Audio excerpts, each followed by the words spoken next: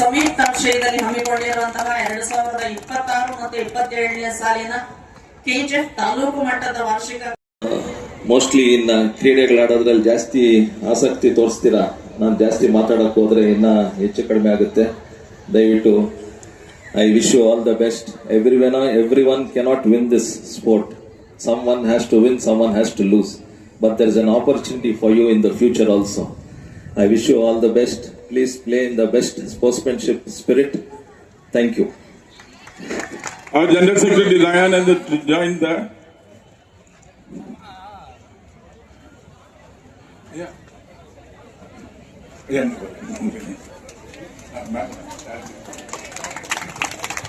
Our Vice President also will honor most respected SP Shivanshu Rajput and wishes to both MP and ML. ಕಾಲೇಜುಗಳು ಕ್ರೀಡಾಕೂಟ ಉದ್ಘಾಟನಾ ಸಮಾರಂಭಕ್ಕೆ ಸುಂದರವಾದ ವೇದಿಕೆ ಮೇಲೆ ಉಪಸ್ಥಿತರ ನಮ್ಮ ಕ್ಷೇತ್ರದ ಸಂಸದ ಮಲೀಸ್ ಬಾಬು ಡಾಕ್ಟರ್ ಮಲೀಸ್ ಬಾಬು ಅವರೇ, ಮತ್ತೆ ನಮ್ಮ ಕೆಜಿಎಫ್ ಕ್ಷೇತ್ರದ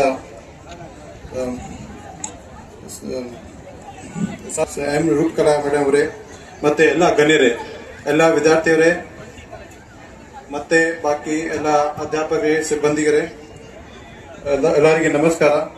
ಮೊದಲನೇದಾಗಿ ನಾನು ಹೇಳ್ತೀನಿ, ನಿಮಗೆ ಈ ಕೆಜಿಎಫ್ ಅಲ್ಲಿ ನಮ್ಮ ಸ್ಪೋರ್ಟ್ಸ್ ಕ್ರೀಡೆಗೆ ಹೇಗೆ ಪ್ರೋತ್ಸಾಹನ ಮಾಡ್ತಾ ಇದ್ದೀವಿ. ನಮ್ಮ ಇಲಾಖೆಯಿಂದ ಕೂಡ ನಮ್ಮ MP ಸರ್ ಇಂದ, MLA ಮೇಡಮ್ ಇಂದ, ಎಲ್ಲ ವತಿಯಿಂದ ನಾವು ನಮ್ಮ ಕೆಜಿಎಫ್ ಇಂದ ಒಳ್ಳೆ ಒಳ್ಳೆ ಟ್ಯಾಲೆಂಟ್ಸ್ ಹೊರಗಡೆ ಬರಬೇಕು. ಈಗ ತಾಲೂಕಾ ಲೆವೆಲ್ ಅಲ್ಲಿ ಇದು ಸ್ಪೋರ್ಟ್ಸ್ ಇದೆ, ನೀವು ಇಷ್ಟದಿಂದ ಪಾರ್ಟಿಸಿಪೇಟ್ ಮಾಡಿ, ಫೇರ್ನೆಸ್ ಇಂದ ಪಾರ್ಟಿಸಿಪೇಟ್ ಮಾಡಿ, ವಿತ್ ಡೆಡಿಕೇಶನ್ ಪಾರ್ಟಿಸಿಪೇಷನ್ ಮಾಡಿ. ಮುಂದೆ ದಿನ ಇಲ್ಲಿ ಡಿಸ್ಟ್ರಿಕ್ಟ್ ಲೆವೆಲ್ ಅಲ್ಲಿ ಮತ್ತೆ ನಮ್ಮ ಸ್ಟೇಟ್ ಲೆವೆಲ್ ಅಲ್ಲಿ, ನ್ಯಾಷನಲ್ ಲೆವೆಲ್ ಅಲ್ಲಿ ನಮ್ಮ ಕೆಜಿಎಫ್ ಇಂದ ಒಂದು ಮೆಡಲ್ ತಗೊಂಡು ಬರಬೇಕು, ಇದು ನಮ್ದು ಆಸೆ ಇದೆ. ನಮ್ಮ ಕಡೆಯಿಂದ ಯಾವಾಗಲೂ ಎಲ್ಲ ಸಪೋರ್ಟ್ ಇರುತ್ತೆ. ಮತ್ತೆ ನಾವು ಈ ಜೈನ್ ಕಾಲೇಜ್ಗೆ ಅವರಿಗೆ ಕೂಡ ಧನ್ಯವಾದ ಸಲ್ಲಿಸ್ತೀನಿ, ಈ ಟೂರ್ನಮೆಂಟ್ ಆರ್ಗನೈಸ್ ಮಾಡಲಿಕ್ಕೆ. ಮತ್ತೆ ನಮ್ಮ ಕಡೆಯಿಂದ, ನಮ್ಮ ಇಲಾಖೆಯಿಂದ ಒಂದೇ message, illegal activity like drugs ಇಲ್ಲಿ ಅವರಿಂದ ದೂರ ಇರಬೇಕು, ಯಾವಾಗಲೂ ದೂರ ಇರಬೇಕು. ನಿಮಗೆ ಸಾಕಷ್ಟು ಅವೇರ್ನೆಸ್ ಪ್ರೋಗ್ರಾಮ್ ಅಲ್ಲಿ ನಿಮಗೆ ಅದ್ರ ಬಗ್ಗೆ ಹೇಳಿದೀವಿ. ನೀವು ಯಾವ ಏಜ್ ಅಲ್ಲಿ ಇದ್ದೀರಿ, ಈಗ ನಿಮ್ಮ ಏಜ್ ಬಹಳ ಕ್ರೂಸಿಯಲ್ ಇದೆ. ಈ ಏಜ್ ಅಲ್ಲಿ ನೀವು ಯಾವುದೇ ಬ್ಯಾಡ್ ಹ್ಯಾಬಿಟ್ ಇಂದ ದೂರ ಇರಬೇಕು, ಡ್ರಗ್ಸ್ ಇಂದ ದಯವಿಟ್ಟು ದೂರ ಇರಬೇಕು, ಯಾವುದೇ ಬ್ಯಾಡ್ ಕಂಪ್ನಿಯಿಂದ ದೂರ ಇರಬೇಕು, ಮತ್ತೆ ಟ್ರಾಫಿಕ್ ನಿಯಮ ಅದು ಪಾಲನೆ ಮಾಡಬೇಕು, ನಿಮ್ಮ ಕ್ಯಾರಿಯರ್ ಮೇಲೆ ಫೋಕಸ್ ಮಾಡಬೇಕು. ಅದು ಈಗ ಸ್ಪೋರ್ಟ್ಸ್ ಬಹಳ ಇಂಪಾರ್ಟೆಂಟ್ ಇದೆ, ಯಾಕೆ ಅದು ನಿಮ್ಗೆ ಡಿಸಿಪ್ಲಿನ್ ಕೂಡ ನಿಮ್ಗೆ ಬರುತ್ತೆ, ಮತ್ತೆ ನಿಮ್ಗೆ ಒಂದು ಕಾಂಪಿಟೇಟಿವ್ ಒಂದು ಫೀಲಿಂಗ್ಸ್ ಬರುತ್ತೆ. ಆ ಕಾಂಪಿಟಿಷನ್ ಕೂಡ ಹೇಗೆ ಮಾಡಬೇಕು, ನೀವು ಯಾರು ಗೆಲ್ತಾರೆ, ಯಾರು somebody win somebody lose, but the sportsmanship should remain. So ಅದೇ ರೀತಿಯಿಂದ ನೀವು ಪಾರ್ಟಿಸಿಪೇಟ್ ಮಾಡಿ. I want you to say all the best to all of you. ಈ 2 ದಿವಸ ಕಾಲದಲ್ಲಿ ನೀವು ಸ್ಪೋರ್ಟ್ಸ್ ಎಂಜಾಯ್ ಮಾಡಿ, ಮತ್ತೆ ಮುಂದೆ ನಿಮ್ಮ ಏನು ಸ್ಕಿಲ್ಸ್ ಮತ್ತು ಟ್ಯಾಲೆಂಟ್ಸ್ ಇದೆ ಮುಂದೆ ಅದೇ ಅಪ್ಗ್ರೇಡ್ ಮಾಡಿ, ನಮ್ಮ ಕೆಜಿಎಫ್ ಮತ್ತೆ ನಿಮ್ಮ ಕುಟುಂಬದ ಹೆಸರು ಒಳ್ಳೆ ತರಬೇಕು, ನಮ್ಮ ಆಸೆ ಇದೆ. I wish you all the best. Thank you. Responsibility to carry out the taluk level sports. Close to 20 colleges have participated, and I'm very happy to say that I got complete support from the officiating team of Babu sir and Narayan Swami sir, and of course the nodal officers and the principals of all other colleges. And we've seen to it that we've had participation from close to about 20 colleges, and sports has been played with complete spirit. We've been playing these various games, indoor and outdoor games, from 24th onwards. Today we have the prize distribution of a few. We have completed close to about 70% games till today, and we will the best wishes. A special welcome to all the journalists who have come here, and all the dear students who have come from various colleges, and the principals and teachers of various colleges. Jai Hind, Jai Karnataka. A special appreciate the Madam Rekha Madam that she has taken all the initiatives to take care of the sports event. So earlier also I have been the part of the program, but this is very energetic, and you have taken all the initiatives, and thank you Madam. ನಾನು ಈ ವೇದಿಕೆಯಲ್ಲಿ ಗೌರವಾನ್ವಿತ ಸಂಸದರು, ಹಿರಿಯರು, ಸೋದರರ ಸಮಾನರಾಗಿರುವಂಥ ಬಾಬು ಅಣ್ಣವ್ರನ್ನ ನಾನು ಈ ವೇದಿಕೆಯಲ್ಲಿ ಗೌರವಿಸುತ್ತಾ ಇದೇ ಕೆಜಿಎಫ್ ಕ್ಷೇತ್ರದ SP ಅವರಾಗಿರುವಂತಹ ಶಿವಾಂಶು ರಜಪೂತ್ ಅವ್ರನ್ನು BO ಅವರಾಗಿರುವಂತವ್ರು ಮತ್ತೆ ಈ ಶಿಕ್ಷಣ ಇಲಾಖೆಯಿಂದ PU ಕಾಲೇಜಸ್ನ ಗ್ಯಾದರ್ ಮಾಡಿರುವಂತ ಎಲ್ಲ ಟೀಚಿಂಗ್ ಯಾರಿದ್ದಾರೆ ಆ ಫ್ಯಾಕಲ್ಟಿ ಅವರಿಗೂ ಕೂಡ ನಾನು ಮತ್ತೆ ಶಿಕ್ಷಣ ಇಲಾಖೆಗೂ ಕೂಡ ನಾನು ಧನ್ಯವಾದಗಳನ್ನ ಹೇಳ್ತಾ ಯಾವತ್ತೂ ಕೂಡ ಪ್ರತಿಭೆ ಯಾವಾಗ್ಲೂ ಕೂಡ ಪ್ರೋತ್ಸಾಹ ಸಿಗುವಂಥದ್ದು ಅವರನ್ನ ಜಾಸ್ತಿ ಉತ್ಸಾಹ ಇರುವಂತ ಸ್ಪೋರ್ಟ್ಸ್ ಇವೆಂಟ್ಸ್ ನಲ್ಲಿ ಪಾರ್ಟಿಸಿಪೇಟ್ ಮಾಡಿದಾಗ ಮಾತ್ರನೇ ಆ ಪ್ರತಿಭೆ ಹೊರಗಡೆ ಬರಕ್ಕಾಗತ್ತೆ. ಯಾವತ್ತು ನಾವು ಎಜುಕೇಶನ್ ಸ್ಕಿಲ್ಸ್ ನ ಇಂಪ್ರೂವ್ ಮಾಡ್ಬೇಕಂದ್ರೆ ಅವ್ರನ್ನ ಯಾವಾಗ್ಲೂ ಸ್ಪೋರ್ಟ್ಸ್ ಮತ್ತೆ ಅದರ್ ಕರಿಕ್ಯುಲರ್ ಆಕ್ಟಿವಿಟೀಸ್ ಅಲ್ಲಿ ಪ್ರೋತ್ಸಾಹ ಮಾಡಬೇಕು.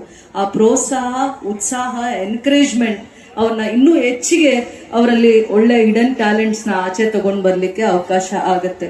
ಅದಾದ್ಮೇಲೆ ಈಗ ನಮ್ಮ ಸರ್ಕಾರ ಕೂಡ ಒಂದು ಉತ್ತಮವಾಗಿರುವಂತ ಮಕ್ಕಳಲ್ಲಿರುವಂತ ಪ್ರತಿಭೆಯನ್ನ ಹೊರಗಡೆ ತೆಗಿಲಿಕ್ಕೋಸ್ಕರ 18ರಿಂದ 30-35 ವರ್ಷದವರೆಗೂ ಸ್ಟೇಟ್ ಗವರ್ಮೆಂಟ್ ಒಂದು ಎನ್ರೋಲ್ಮೆಂಟ್ ಕ್ಯಾಂಪ್ ಮಾಡ್ತಾ ಇದೆ, ಭಾರತ್ ಜೋಡೋ ಕ್ಯಾಂಪ್ ಮಾಡ್ತಾ ಇದೆ.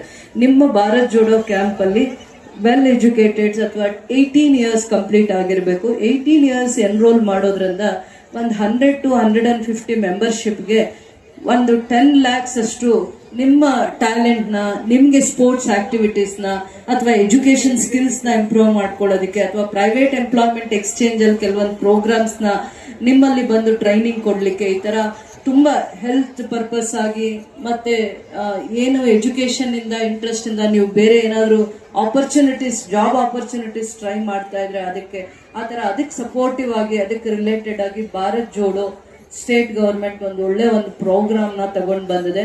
ಅದು ವಾರ್ಡ್ ವೈಸ್ ಆದ್ರೆ ಕಮಿಷನರು ಮತ್ತೆ ಅಲ್ಲಿ ಸಂಬಂಧಪಟ್ಟ ಆಫೀಸರ್ಸ್ ಮಾಡ್ತಾರೆ. You have got a golden opportunity. Students, this is a very good opportunity and golden opportunity. ಏನೇನ್ ನಿಮ್ಗೆ ಹಿಡನ್ ಟ್ಯಾಲೆಂಟ್ಸ್ ಇರುತ್ತೆ ಆ ಟ್ಯಾಲೆಂಟ್ ನ ಆಚೆ ತೆಗೆಯೋಳು ಅಂತ ಒಂದು ಕಾರ್ಯಕ್ರಮ ಇದು. ಪ್ರೋತ್ಸಾಹ ಸಿಗತ್ತೆ, ವೇದಿಕೆ ಸಿಗತ್ತೆ. ಅದು ಸರ್ಕಾರದ ಜೊತೆ ಅಧಿಕಾರಿಗಳು ಮತ್ತೆ ಶಿಕ್ಷಣ ಇಲಾಖೆ ಸೇರಿ ಮಾಡುವಂತದ್ದು ಒಂದು ಕಾರ್ಯಕ್ರಮ. ಗ್ರಾಮೀಣ ಭಾಗದಲ್ಲಿ ಪಂಚಾಯಿತಿ ಹಂತದಲ್ಲಿ, ನಗರ ಭಾಗದಲ್ಲಿ ಕಮಿಷನರು ಮತ್ತೆ ಅದಕ್ಕೆ ಸಂಬಂಧಪಟ್ಟಿರುವಂತ ಅಧಿಕಾರಿಗಳ ಒಂದು ಜವಾಬ್ದಾರಿಯುತವಾಗಿ ಯಾರಿಗೆ 18 ಇಯರ್ಸ್ ಆಗಿರತ್ತೆ, ಎಜುಕೇಟೆಡ್ ಇರ್ಬೋದು ಮತ್ತೆ ನೀವು ಕಾಲೇಜ್ ಗೋಯಿಂಗ್ ಇರ್ಬೋದು ಅಥವಾ ನೀವು ಡ್ರಾಪ್ ಔಟ್ ಆಗಿದ್ರು ಕೂಡ ನಿಮ್ಗೆ ಇಲ್ಲಿ ಎನ್ರೋಲ್ ಮಾಡ್ಕೊಳ್ಳೋ ಅವಕಾಶ ಇರುತ್ತೆ. ಓದ್ಕೊಂಡೇ ಇರ್ಬೇಕು ಅಂತೇನಿಲ್ಲ, ಬೇರೆ ಟ್ಯಾಲೆಂಟ್ಸ್ಗೂ ಇದು ಒಂದು ಗೋಲ್ಡನ್ ಆಪರ್ಚುನಿಟಿ ಉಪಯೋಗ ಮಾಡ್ಕೊಬೇಕು. 10 lakhs amount is not a easy amount. ಆ ಅಮೌಂಟ್ ನಿಮಗೆ ನಿಮ್ಮ ಟ್ಯಾಲೆಂಟ್ ನ ಮತ್ತೆ ನಿಮಗೆ ಒಂದು ಏನು ಮುಂದೆ ಫ್ಯೂಚರ್ ಅಲ್ಲಿ ಬೇರೆ ಏನಾದ್ರೂ ಒಂದು ಸಾಧನೆ ಮಾಡಬೇಕು, ಪ್ರೋತ್ಸಾಹ ಬೇಕು, ಪ್ರಯತ್ನ ಮಾಡಬೇಕು ಅನ್ನುವಂಥದಕ್ಕೆ ಇದೊಂದು ವೇದಿಕೆ ಆಗುತ್ತೆ ಅಂತ ಹೇಳಕ್ ಇಷ್ಟಪಡ್ತೀನಿ. ಮತ್ತೆ ಇಡೀ KGF ಅಲ್ಲಿ 35 ವಾರ್ಡ್ಸ್ ಇದ್ರೆ ಖಂಡಿತ ಒಂದು 5,000 to 10,000 ಎನ್ರೋಲ್ಮೆಂಟ್ ಆಗ್ಲಿಕ್ಕೆ ಅವಕಾಶ ಇದೆ. ಪ್ರತಿ ವರ್ಷ ನಿಮ್ಗೆ 1,50,00,000 ಅನುದಾನ ಬರುತ್ತೆ. ನಿಮ್ಮ ಟ್ಯಾಲೆಂಟ್ಸ್ ನ, ನಿಮ್ಮಲ್ಲಿ ಹಿಡನ್ ಟ್ಯಾಲೆಂಟ್ಸ್ ಏನಿದೆ ಅದು ಎಕ್ಸ್ಪೋಸ್ ಮಾಡ್ಲಿಕ್ಕೆ, ಟ್ರೈನಿಂಗ್ ತಗೊಳ್ಳೋದಿಕ್ಕೆ, ಮುಂದೆ ಫ್ಯೂಚರ್ ಅಲ್ಲಿ ನಿಮ್ಗೆ ಏನೇನ್ ಪ್ಲಾನ್ಸ್ ಇದೆ, ಏನೇನ್ ವಿಷನ್ ಇದೆ, ಏನ್ ಆಲೋಚನೆ ಇಟ್ಕೊಂಡಿದ್ದೀರಾ ಅಂತದನ್ನೆಲ್ಲ ಮಾಡ್ಲಿಕ್ಕೆ ಇದೊಂದು ಒಳ್ಳೆ golden opportunity. Make use of this. ಆ ಸ್ಪೋರ್ಟ್ಸ್ ಅನ್ನುವಂಥದ್ದು ಯಾವಾಗ್ಲೂ ನಮ್ಗೆ ಪರ್ಫೆಕ್ಷನ್ಸ್ ನ ಕಲಿಸುತ್ತೆ. ಎವ್ರಿ ಟ್ರೈನಿಂಗ್ ಅಥವಾ every practice will help us to ಅದು ಯಾವಾಗ್ಲೂ ನಮ್ಮನ್ನ ಗೈಡ್ ಮಾಡುತ್ತೆ. Participation is very important. Most important sports ಅಲ್ಲಿ ಪಾರ್ಟಿಸಿಪೇಷನ್, ನಾಟ್ ದ ವಿನ್ ಅಥವಾ ವಿನ್ ಆಗ್ತಾ ಇದೀವಾ ಇಲ್ವಾ, that is all secondary. If you are participating one or the other day you will reach that goal. ಅದನ್ನ ನಾವು ಅದು ನಮ್ಗೆ ಅಭ್ಯಾಸ ಆಗುತ್ತೆ. ನೋಡ್ತಾ ನೋಡ್ತಾ ಆ ಒಂದು ಕರೇಜು, ಸ್ಕಿಲ್ಸ್ ನಮ್ಮಲ್ಲಿ ಡೆವಲಪ್ ಆಗುತ್ತೆ. ಇಷ್ಟನ್ನ ನಾನು ಹೇಳಕ್ ಇಷ್ಟಪಡ್ತೀನಿ. 2 hours ಮೇಲೆ ಬಿಸಿಲಲ್ಲಿ ಕೂತಿದ್ದೀರಾ, it is very bad. Please, very sorry for that. ನಾವು ನಿಮಗೆ ಬೇರೆ ತರ ಏನಾದ್ರು ಅರೇಂಜ್ಮೆಂಟ್ಸ್ ಮಾಡ್ಬೇಕಾಗಿತ್ತು. ಇಷ್ಟು ಬಿಸಿಲಲ್ಲಿ ಕೂರ್ಸಿರೋದು ಒಂದು ಪನಿಷ್ಮೆಂಟ್ ತರ ಆಯ್ತು. I am very sorry for that. Sports event ದಿನ ಆಟ ಆಡೋದ್ರಲ್ಲಿ ಬೆಲ್ಲ ಮರಿತೀವಿ, ಕುತ್ಕೊಳ್ಳಿ ಅಂದ್ರೆ ಬಿಸಿಲಲ್ಲಿ ಅದು ಕಷ್ಟ ಆಗುತ್ತೆ. ನನಗೆ ಅದರ ಪೇನ್ ಅರ್ಥ ಆಗಿದೆ. ವಿ ಆರ್ ವೆರಿ ಸಾರಿ ಅಂತ ಹೇಳ್ತಾ ಎಲ್ಲಾ ಪಾರ್ಟಿಸಿಪೆಂಟ್ಸ್ಗೂ ನಾನು ಕಂಗ್ರ್ಯಾಚುಲೇಷನ್ಸ್ ಹೇಳ್ತೀನಿ. ಮತ್ತೆ ಸ್ಪೋರ್ಟ್ಸ್ ಅಂತಾನೆ ಆತರ ಯಾವಾಗ್ಲೂ ನೀವು ಗಾಳಿ, ಮಳೆ, ಬಿಸಿಲಲ್ಲಿ ಅವನ್ನೇನು ಕೇರ್ ಮಾಡದೆ ಪ್ರಾಕ್ಟೀಸ್ ಮಾಡ್ತಿರಲ್ಲ, ಅದು ನಿಮಗೆ ಕಲಿಸುವಂತದ್ದು ಸ್ಪೋರ್ಟ್ಸ್ ಅನ್ನುವಂಥದ್ದು. ಖಂಡಿತ ಎಲ್ಲಾ ಪಾರ್ಟಿಸಿಪೆಂಟ್ಸ್ಗೂ ನಾನು ಕಂಗ್ರ್ಯಾಚುಲೇಟ್ ಮಾಡ್ತಾ ಸಂಸದರಿಗೆ ಒಂದೇ ಒಂದು ರಿಕ್ವೆಸ್ಟ್ ಮಾಡಕ್ ಇಷ್ಟಪಡ್ತೀನಿ. ನಾವು ಈ ವೇದಿಕೆಯಲ್ಲಿ ಒಂದು ನಮ್ದು ಜವಾಬ್ದಾರಿ ಆಗಿರುತ್ತೆ.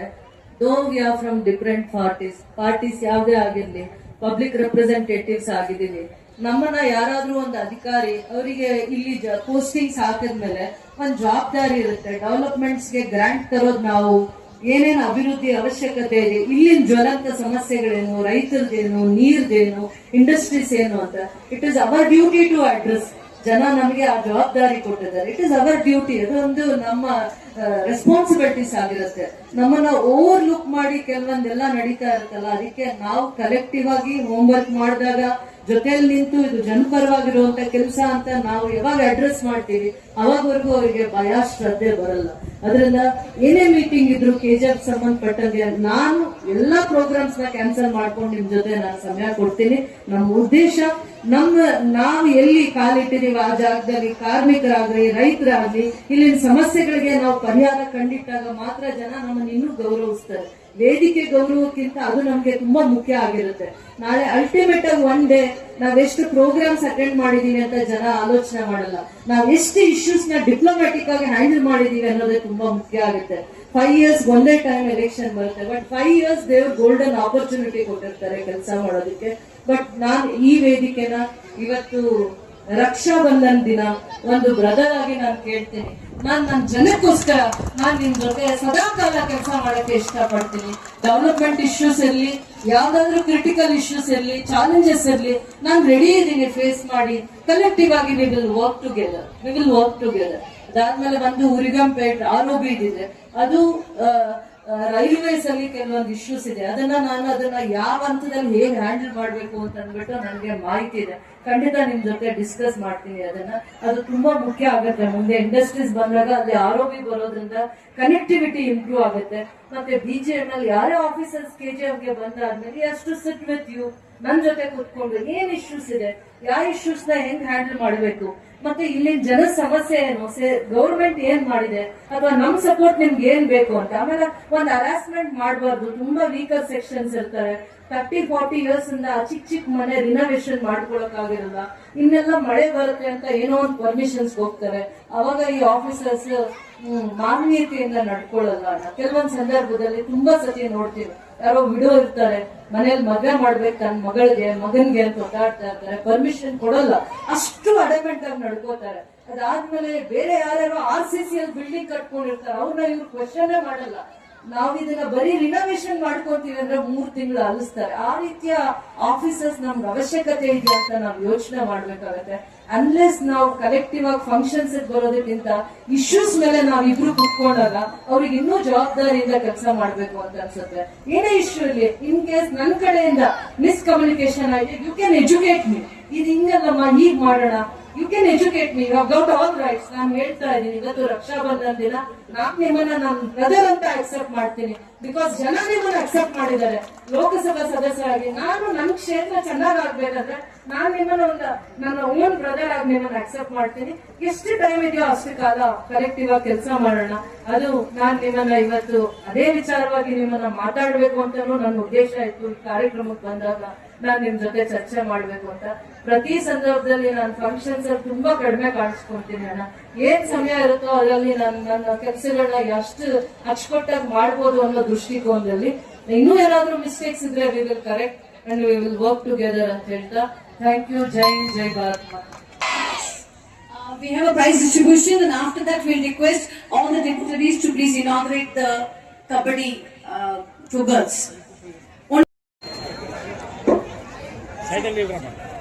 Boys, sit down, please. Good, Kalaba, good.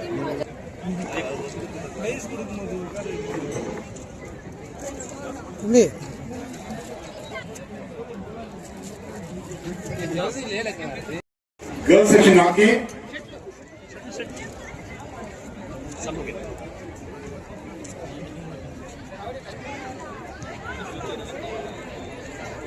Okay, sir. Super wide. Sir, ready? Smile. Sir, ಕೈ ತೆಗೀರಿ. ಇಲ್ಲಿ ನೋಡಿ ಮೇಡಮ್. Okay, sir. Okay, ಒಂದೇ team Babu. Okay, ready, madam? Ma'am? One second. Yes, sir. Okay, ready? ವಿಮಲ ಹೃದಯ ಗರ್ಲ್ಸ್ ಸ್ಟೂಡೆಂಟ್, ವಿಮಲ ಹೃದಯ ಕಾಲೇಜಿನ girls student. Class 1 by MBRS KJF College. Choice 4. Introduce my. Okay, single. ಮೊತ್ತ 430 ರೂ.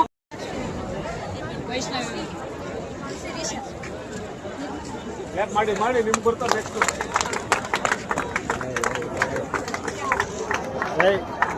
ಒಬ್ಬರು ಬಿಟ್ಟು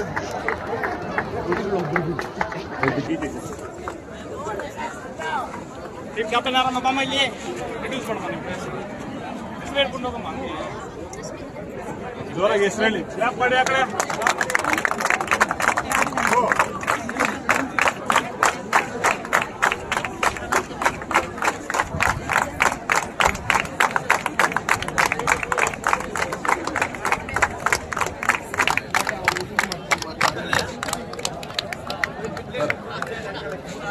ಸರ್ ಹೇಳಿ ಸರ್.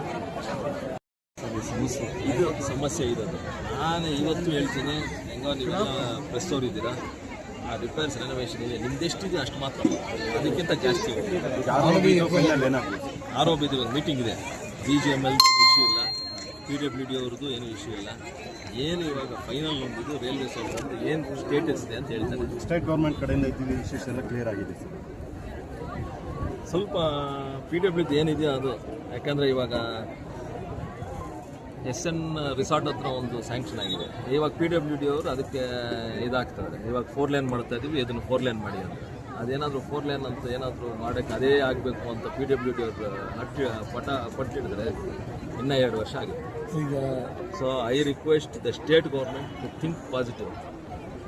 ಏನೋ ಒಂದು ಆಗ್ತಾ ಇದೆ, ಅದು ಆಗಕ್ಕೆ ಬಿಡಕ್ಕೆ ಹೇಳ್ತೀನಿ. ಯಾಕೆಂದರೆ ಮತ್ತೆ 4 ಲೇನ್ ಹೋಗಬೇಕು ನಿಮ್ಮ ROB ಅಂದರೆ 2 ವರ್ಷ ಆಗುತ್ತೆ, ಮತ್ತೆ ಅದು ಸ್ಯಾಂಕ್ಷನ್ ಆಗಿ ಹೋಗಿ ಬರುತ್ತೆ. ಅಂದರೆ ರೆಸಾರ್ಟ್ ಹತ್ರ ಬಂದು ಅದು ಹೊಸಕೋಟೆ ಟು ವಿಕೋಟದ್ದು 4 ಲೈನ್ ಇದು ಇಲ್ವಲ್ಲ ಸರ್, ಇಲ್ಲಿ ಪಾಸ್ ಆಗಲ್ಲ ಸರ್. ನಾನು ಹೇಳ್ತಾ ಇರೋದಷ್ಟೇ, ಸ್ಯಾಂಕ್ಷನ್ ಆಗಿರೋದು, ಟೆಂಡರ್ ಆಗಿರೋದು, ಟೆಕ್ನಿಕಲ್ ಬಿಡ್, ಫೈನಾನ್ಷಿಯಲ್ ಬಿಡ್ ಎಲ್ಲ ಆಗಿದೆ.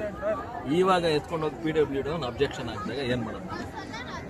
ಆ ಸೇಮ್ PWD ಅವನೇ ಇವಾಗ ಇಲ್ಲೂ ಜವಾಬ್ದಾರಿ ಇತ್ತು. ತಾಲೂಕು ಬೇರೆ ಇದೆ ಸರ್, ಅದು ಕ್ಷೇತ್ರನೇ ಬೇರೆ, ಈ ಕ್ಷೇತ್ರ.